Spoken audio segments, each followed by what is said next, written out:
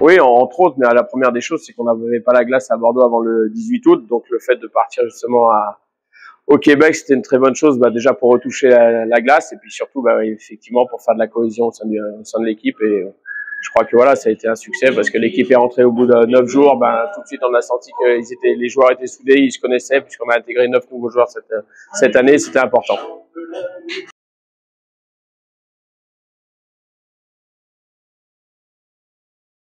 Ouais, mais je pense que voilà, c'est ce qu'on était venu chercher ce soir. On savait que Gap allait nous challenger dans pas mal de compartiments du jeu, notamment l'intensité, le combat, et on savait que ça allait être un match compliqué. La preuve, c'est que le premier tir, nous, on se présente pas.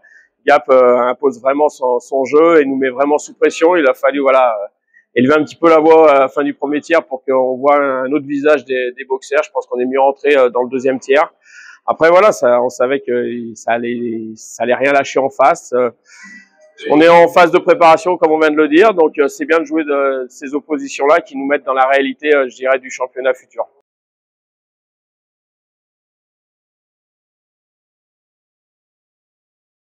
Bon, en tout cas, celle de Gap, je m'y attendais à ça, avec le retour de Luciano. De notre côté, je pense qu'aujourd'hui, on doit continuer à progresser, on continue à travailler, parce que on peut pas jouer soft, quoi. Même si on a du talent, même si on a des skills, on sait qu'aujourd'hui chaque match va être disputé. Si on se présente pas à 100%, on va passer à travers. Donc c'est ce que j'ai rappelé aux joueurs à la fin du premier, notamment à la fin du match, que malgré tout le talent qu'on a, si on travaille pas en équipe, ça va être difficile. Donc c'est ça aussi que les matchs amicaux, les matchs de préparation servent pour justement mettre le cadre et montrer à tout le monde quelle équipe on veut être.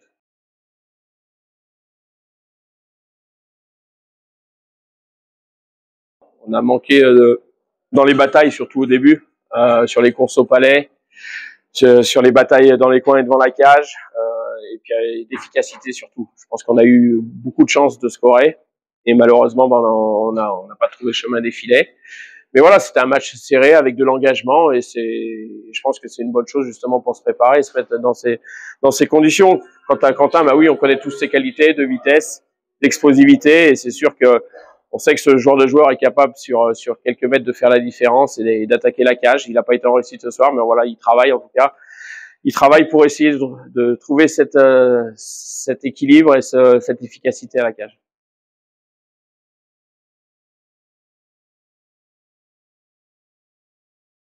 Écoutez, il faut plus parler de titre à Gap. Déjà, la première chose qu'il faut faire, c'est construire une identité basée sur le travail, ce qu'on a essayé de faire avec le recrutement, ce qu'on essaye de faire avec notre jeu. Voilà, on essaye de mettre en place une équipe qui qui a du caractère, qui s'accroche comme ce soir. Hein, je veux dire, les 6 premières équipes en France aujourd'hui, c'est des budgets d'à peu près de 4 millions en montant. Donc, c'est une autre réalité pour Gap. On essaie de trouver notre place. Ce soir, on fait un bon résultat contre une équipe qui nous est supérieure sur papier certainement, et on a souffert une bonne partie du deuxième et troisième tiers. Gaëtan Richard a été bon. Mais bon, j'ai félicité les gars parce que je nous ai trouvés obstinés, on s'est accrochés et puis on a été récompensés.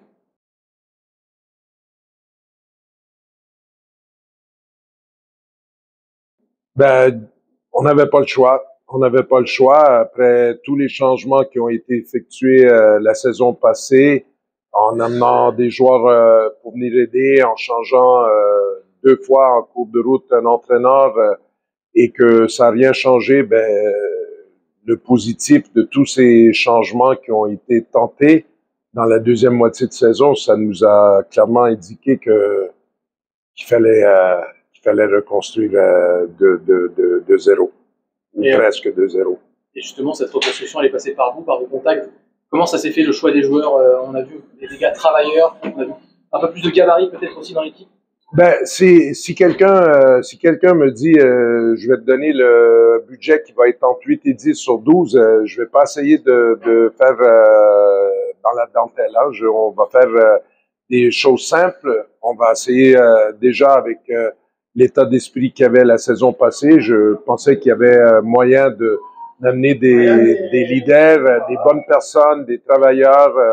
On est une équipe qui a une identité de col bleu et on va s'accrocher. Il y a des soirs où on a eu la chance d'avoir un gardien de but en grande forme et on est allé chercher le résultat. Mais quoi qu'il arrive cette année, on va pas être focalisé ni sur les objectifs au niveau du classement, ni sur les résultats. On va déjà bosser, travailler, essayer de progresser de jour en jour, puis on verra ce que ça va donner à la fin.